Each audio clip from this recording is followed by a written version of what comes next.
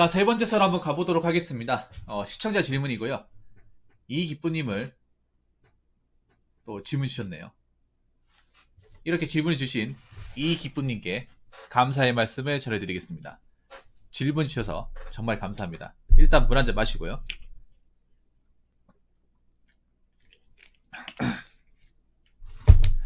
저성장과 앞으로 다가올 장기 불황을 버티는 방법. 네, 우리나라는 지금 저성장 시대입니다. 네, 초저성장이죠. 네, 현재 저성장 시대. 근데 좀 냉정하게 얘기하겠습니다. 네, 말이 좋아 저성장이지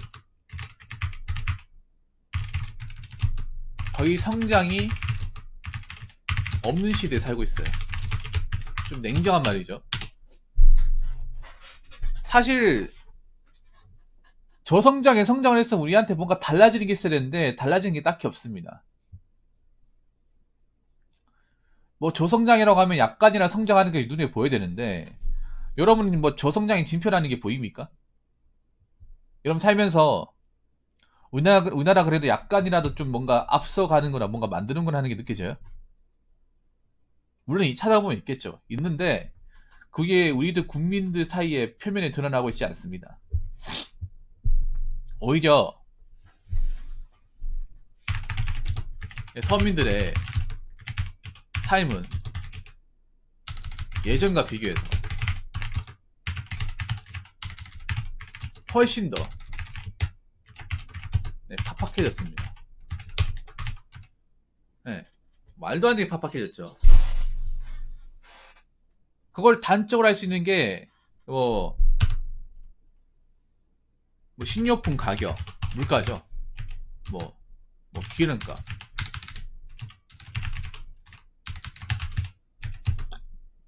세금,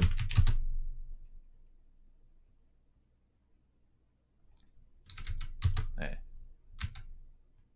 이런 이제 매달 지출되는 고정 비용은 늘어났음에도 임금은 거의 제자리라는 거예요. 네, 제자리죠. 그러니까 오르긴 올랐어요. 오르긴 올랐지만 물가가 따라가는 속도를 못 따라가요 지금. 맞죠? 특히 가장 오른 게 집값이죠. 집값은 말이 안 나오죠. 네, 말이 안 나옵니다. 그걸 도저히 누가 돈 모아 사라고 그렇게 집값 올린 건지 누군가 혜택을 보는 사람이 있으니까 그렇게 올렸겠죠. 세금도 많이 올랐고요.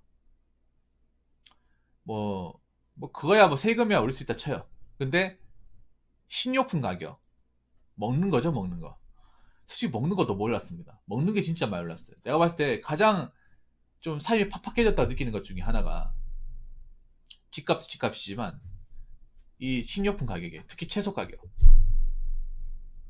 채소를 겁나서 못 사겠어요. 저도 한 번씩 장을 보지만 라면보다도 특히 라면 오는 것보다 더 무서운 게 채소 가격이에요. 계단이 지금 여러분 7,000원 밑으로 안 내려가요. 계란이 무슨 고급 음식도 아니고.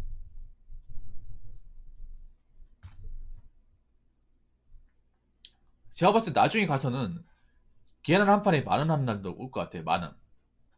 네. 특히 채소 가격은 여러분 올라가면 안 내려가요. 안 내려간다니까. 신기하게. 올리는 건 쉬운데 내려가는 건 정말 어려워요. 네. 아니 원래 계란 한 판에 3,000원씩 주고 사 먹지 않았나? 파 한 단에 2,000원 주고 사 먹지 않았나? 근데 파도 지금 5,000원, 6,000원. 정말 비싼 7,000원까지 했죠.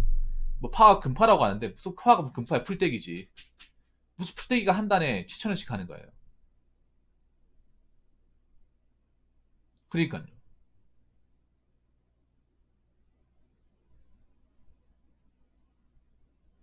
그러니까 우리 월급은 얼마 오르지도 않았어요. 월급은. 근데 물가는 말도 안 되게 올랐어요. 그래서 얼마 안 사도 5만원 나와요. 장을 보더라도. 얼마 안 사도. 5만 원 나옵니다. 옛날 같은 만 원, 2만 원에서 충분히 해결할 수 있는 게 지금 5만 원 넘게 나와요. 그래서 지금 초저성장, 거의 성장이 없는 거나 마찬가지인 저성장 시대에 살고 있다.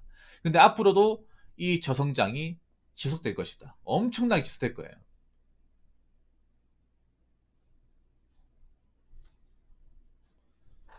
자, 그래서 여기서 중요한 거, 장기 불황을 버티는 방법.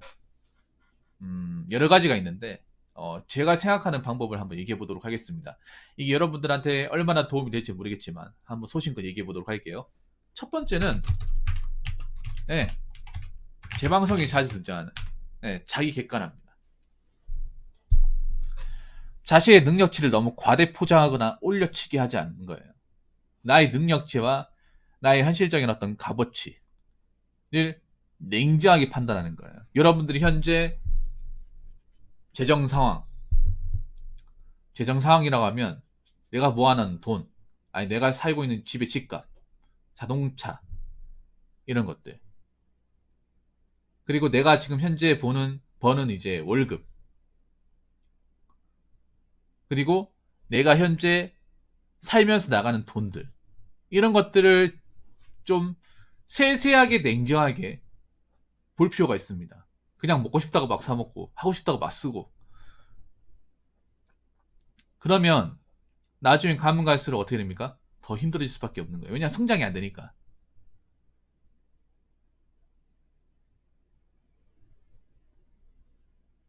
성장이 안 되잖아요, 여러분. 요즘 같은 시대에 난 그렇게 생각합니다. 하고 싶은 거 다 하면 돈이 안 모여요. 때려 죽여도 안 보입니다. 하고 싶은 걸 좀 참아가면서 해야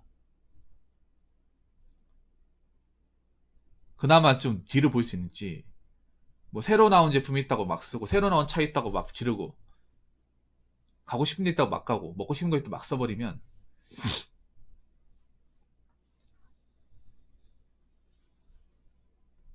아무것도 할 수 없어요. 지금 젊은 세대들이 돈을 못 모으잖아. 돈을 못 모으는 게 그만큼 살기 힘들어서 돈을 못 모은 것도 있지만, 이 젊은 이 MZ 세대라고 하지. MZ 세대, 요즘 20세대 친구들 보고, 이 MZ 세대가 스타일이 뭐냐 하면 자기가 사고 싶은 게 있으면 질러야 그게 좋은 거잖아요. 자기가 사고 싶은 게 있으면.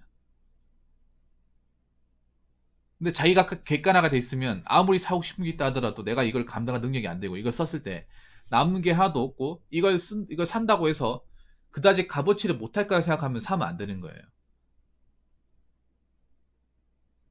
이런 얘기가 좀 꼰대같이 들리겠지, MZ 세대한테는.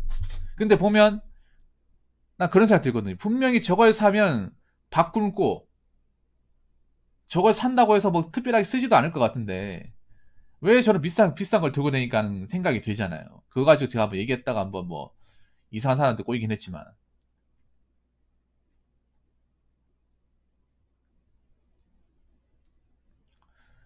이 자기 객관화가 되어 있는 사람하고 되지 않는 사람이 그러니까 앞으로의 어떤 미래를 대비하는 자세도 틀려질 때고, 5년 뒤, 10년 뒤에 어떤 그 사람의 모습은 엄청나게 차이 클 거예요, 여러분. 같은 월급을 벌더라도. 그냥 되는 대로 이것저것 사고 싶은 거 막 쓰고 사는 사람하고, 그걸 어느 정도 내 능력과 절제할 줄 알고, 내 능력치를 좀 가늠할 줄 알고 하는 사람은 차이가 크게 벌어지는 거예요. 예를 들어서, 10년 동안 그래도 내 소비를 좀 조절하고 좀 그래도 모은 사람은, 뭐, 아파트는 못 사더라도, 뭐, 변두리에 빌라 정도는 살 수 있어요, 여러분.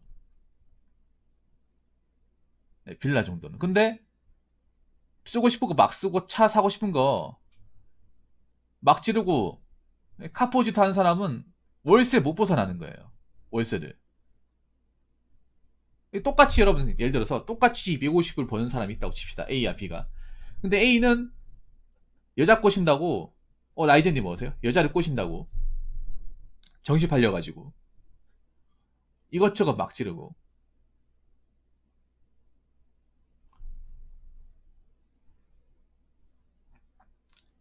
이것저것 막 지르고, 이제 뭐 이제 맥북도 지르고, 자동차도 이제 프라이브 땡겨가지고 여자한테 돈도 쓰고 하면서 남는 게 없어요.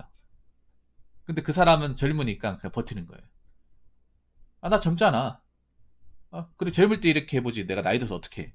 근데 B는 내가 부모님한테 물려받은 재산도 없고 뭐 그렇다고 내가 대단한 사람도 아니야. 뭐 여기보다 더 좋은 데 갈 수 없어. 그걸 알기 때문에 뭐 월세나 이런 거 좀 아끼고 해서 뭐 달에 한 150만 원 모은다 쳐요. 10년이 지났어요. 10년이 지났어. 그럼 그 사람은 뭐 다른 거 안 하고 저축을 한다 하더라도 뭐 다른 걸 불려가지고 한 1억 후반대의 돈을 모았어요. 지방에서 1억 후반대의 돈을 모았으면 뭐 대구를 기준으로 보더라도 구축 빌라 들어갈 수 있어요. 이 빌라. 아니면 소형 평수의 아파트 들어갈 수 있어요. 20평 이하짜리. 방 두 개 달린 거.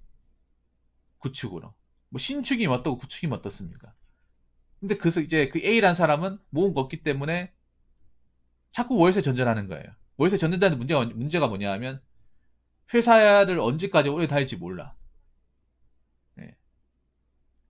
그래서 돈에 쪼들리는 거야. 이 A와 B의 어떤 삶의 태클을 타는 사람의 차이가 굉장히 많이 벌어진다는 거예요. 그래서 자기 객관화가 중요하다. 어제도 얘기했지만. 자, 이거 두 번째. 존버.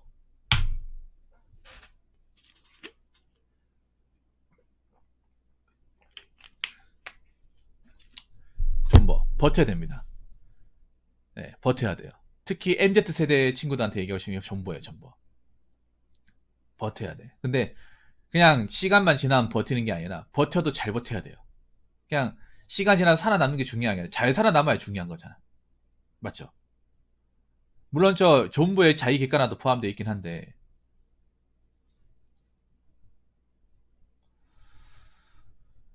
그 존버를 못하는 사람들이 진짜 많아요. MZ세대가 특히 존버가 능력이라고 하잖아요. 저희 때는 존버가 능력이 아니었어요. 존버가 당연한 거였어요.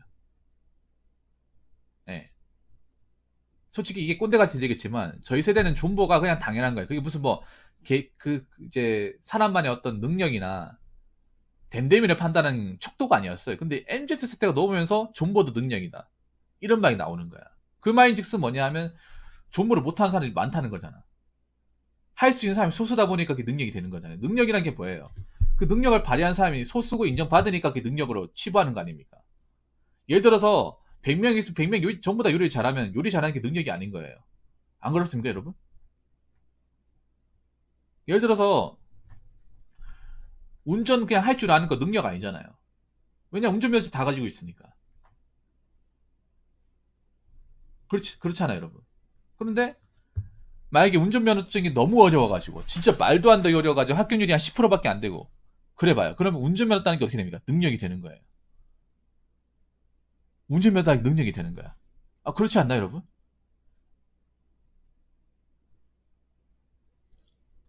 그래서 존버해야 됩니다. 존버를 하더라도 잘 존버해야 돼요.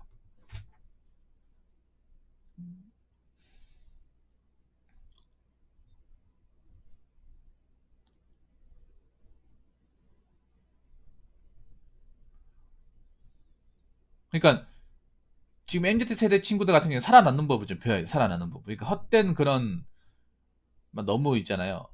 내가 잡지도 못하는 것들에 대해서 너무 막 집착하고 하면 안 돼.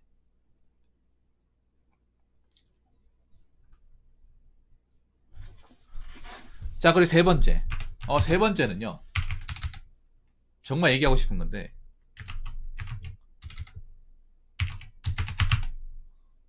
사치 부리지 말고 분수에 맞게 사유.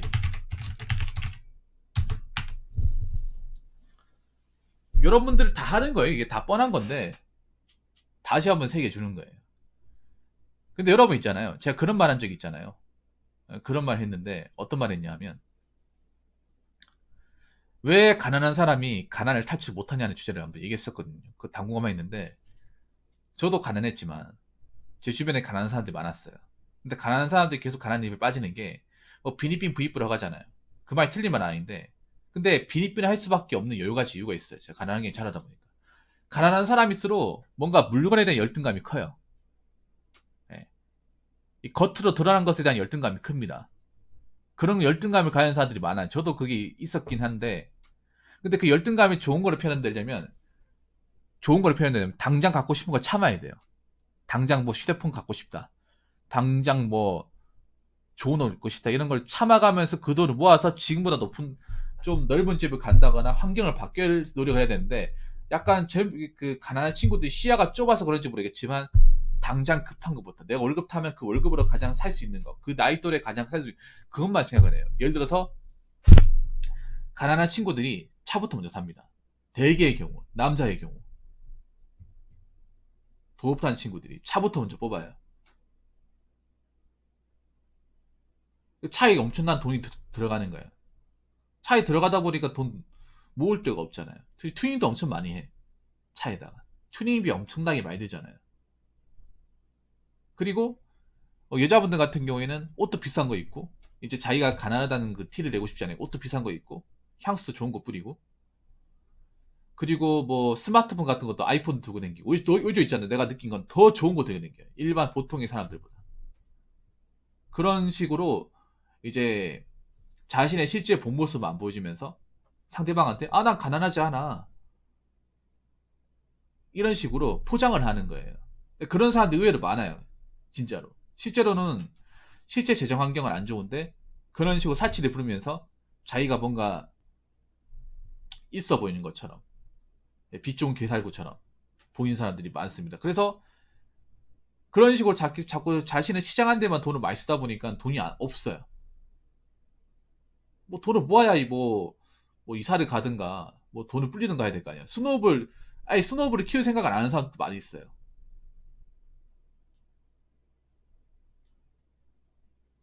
여러분 한 예로 그 얘기해 줄까요, 여러분? 여러분 중화아파트지, 중화아파트. 중화아파트에 외제차 많잖아요. 예. 중화아파트가 의외로 외제차가 많거든요. 그 왜 많은지 아십니까? 그 왜 많은지 아세요? 여러분 막 맨날 욕하잖아. 뭐 인디 아파트 사는 사람이 외제차 왜 이렇게 많아요? 저 사람들 세금 조사 해봐야 된다고. 물론 제 돈이 있는데 일부러 이제 세금 이제 면피하려고 들어가는 사람도 있긴 해요. 근데 대다수는 어떤 사람이냐 하면 카푸일 거예요. 카푸. 차에만 돈을 다 꼬라박는. 통장에 돈 없고. 특히 임대 아파트에 사는 사람들이 다 그런 건 아닌데 특히 임대 아파트 사람들이 약간 마인드가 거기 탈출해야 되잖아요. 거기 나와야 되는데 나올 생각을 안 해.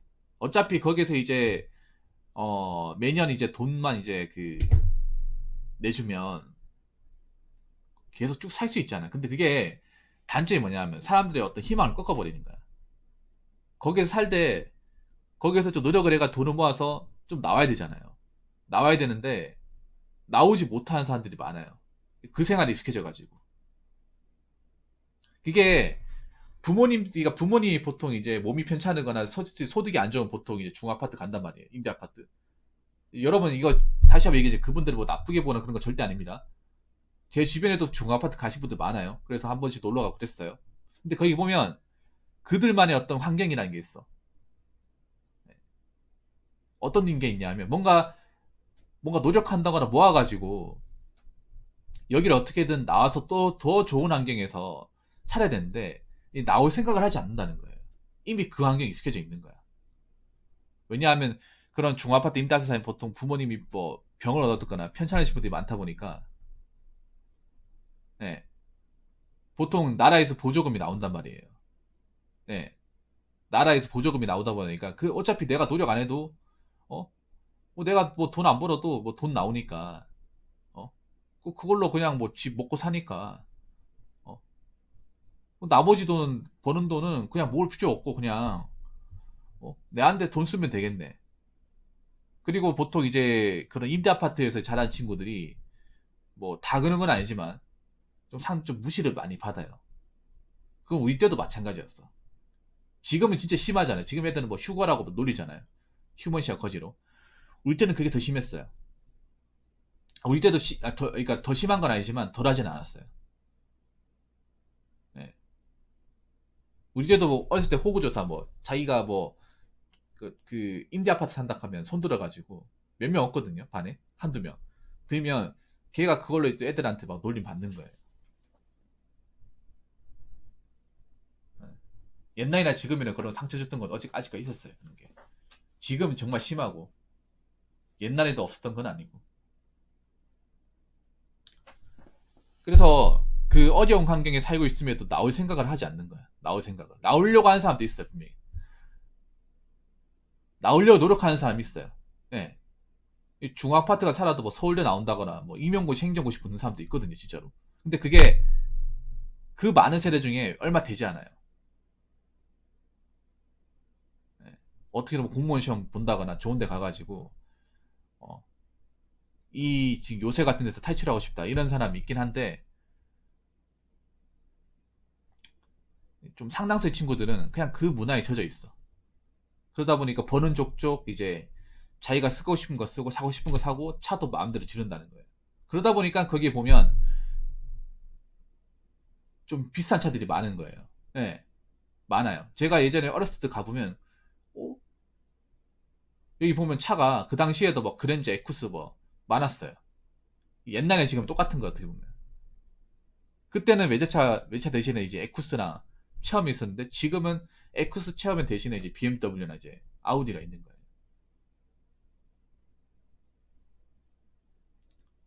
그래서 내가 그런 거 보면 좀 느낀 게 있어. 분수에 맞게 안 살면 늪에 빠지는구나. 분수에 맞게 살지 않으면 늪에 빠질 수 있구나. 이 늪이라는 게 정말 무서워요. 늪이라는 게 이제 발을 담궈보면 그 위험한지 모르잖아. 자꾸 빠져나가면서 몸통까지 이제 들어와가지고 못 움직일 때, 내 다리가 못 움직일 그때 가서 이제 위험한 걸 직시하는데 이미 그때 늦었잖아요. 몸통까지 잠겨버리면 어떻게 할 수 없는 거 아닙니까? 이게 분수에 맞게 사는 게 별거 아닌 것 같아도 이게 안 되는 사람들이 굉장히 많습니다. 알면서도 안 되는 사람도 많아요. 특히 요즘 젊은 친구들은 이게 안 됩니다. 한브라님 같은 게 지금 제가 한 말을 굉장히 잘 아실 거예요. 제가 한 말이 지금 제가 들은 말이 님도 이 환경 겪어봐서 아시겠지만 이거 제가 그분들을 뭐 나쁘게 보는 게 아니라 제 친구 중에 임대 아파트 산 친구도 있었기 때문에 맨날 놀러 갔었거든요. 그쪽 이제 환경이 어떤지는 안단 말이에요. 뭐 매주에 한 두세 번씩 놀러 갔으니까. 물론 요즘 시대에서 뭐 제작이나 저축이라는 게 노력이 굉장히 값어치가 떨어지긴 했어요. 값어치가 떨어진 건 맞지만 없어진 건 아니거든요. 근데 요즘 젊은 친구들은 이 절약과 적금의 값어치가 없어졌다고 믿는 사람들이 많아요. 그래서 어떻게든 막 비트코인 하면서 일발 역전을 노리려고 한단 말이에요. 근데 일발 역전이 쉽냐 말이죠. 일발 역전 노리려고 하다가 정말 뒤로 자빠진단 말이에요. 제가 저번에 얘기했잖아요. 앞으로 가는 것보다 더 무서운 게 뒤로 자빠지는 거예요. 뒤로 자빠진다는 건 엄청난 채무를 얻는 거예요. 돈이 있어도 모자를 판에 마이너스 되는 거죠. 근데 제가 전에 얘기했잖아요. 지금 현재 사회는 마이너스가 된 사람한테 기회가 별로 없습니다. 네. 마이너스가 된 사람이 원상복구 시키는데 시간도 오래 걸릴 뿐더러 그 중에 몇몇 사람들은 포기한 사람도 많아요. 제대로 되는 식으로 그냥 개인회생 받고 그냥 신부지가 살아야지.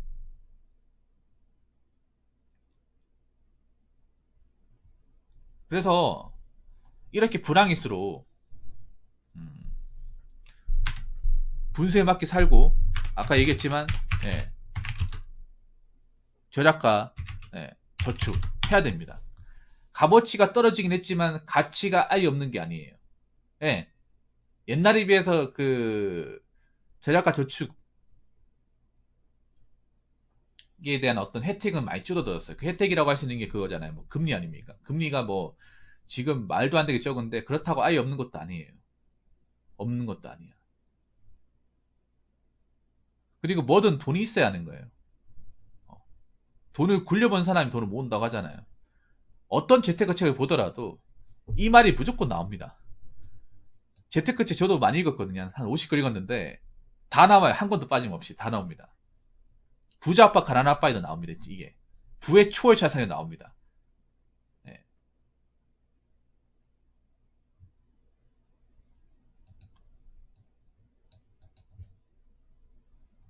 일단 없으면 이거 해야 돼요. 가진 게 없으면. 예. 가진 게 없으면 이거 해야 돼. 내가 뭐 집에 돈도 있잖아요. 뭐 전략 저축 안 하는 사람도 이미 뭐 집에서 돈이 있다거나 기본 자금 있을 때 그 말 그게 성립하는 거지. 애초에 뭐 부모님한테 아무것도 물려받을 게 없고 내가 스스로 뭔가를 모아야 된다고 치면 이거 거스를 수가 없는 거예요. 이 와중에도 이 저성장인 이 와중에도 전략 저축 해야 되는 거예요. 더 해야 되는 거예요. 더.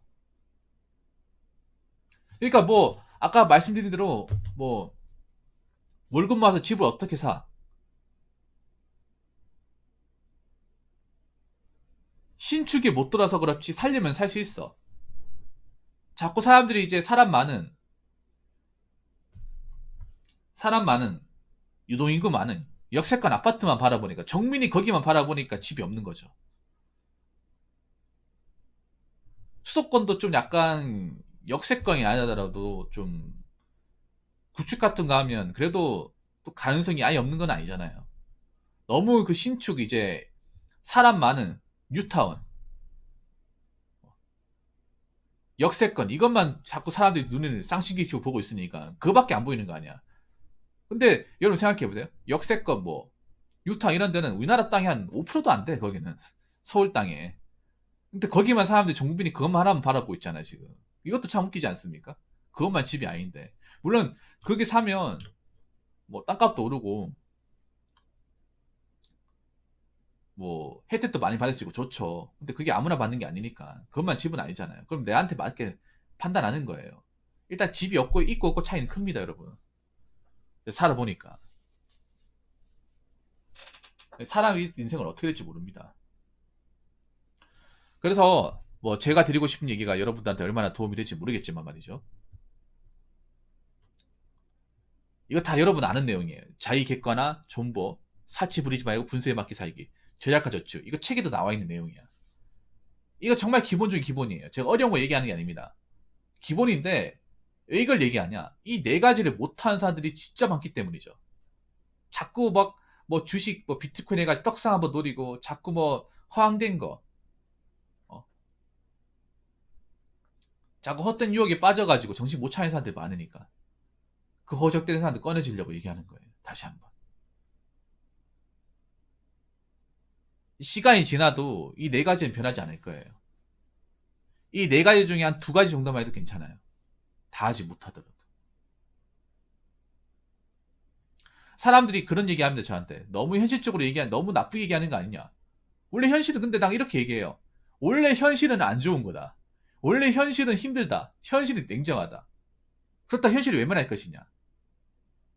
돈 버는 게 현실이고, 돈 모으는 것도 현실이고, 집 사는 것도 현실이고, 결혼하는 것도 현실. 현실이 아닌 게 있냐.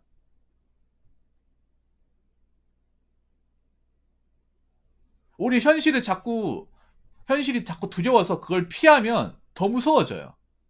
더 무서워져. 차라리 좀 냉정하고 좀 기분 나쁘더라도 계속 보다 보면 익숙해지는 거야. 자꾸 피하면 계속 도망가는 인생 사는 거예요. 그래서 여러분들 도망가지 마시고 이 위기상을 제대로 정면 돌파하셔가지고 이런 저성장 사회에서 꼭 살아남으셔야 됩니다. 5년이 지나도 10년이 지나도 어떤 세상의 풍파에 휩쓸리지 마시고 다 잘 살아남으시길 바라겠습니다. 자, 이상으로 세 번째 썰 마치도록 하겠습니다.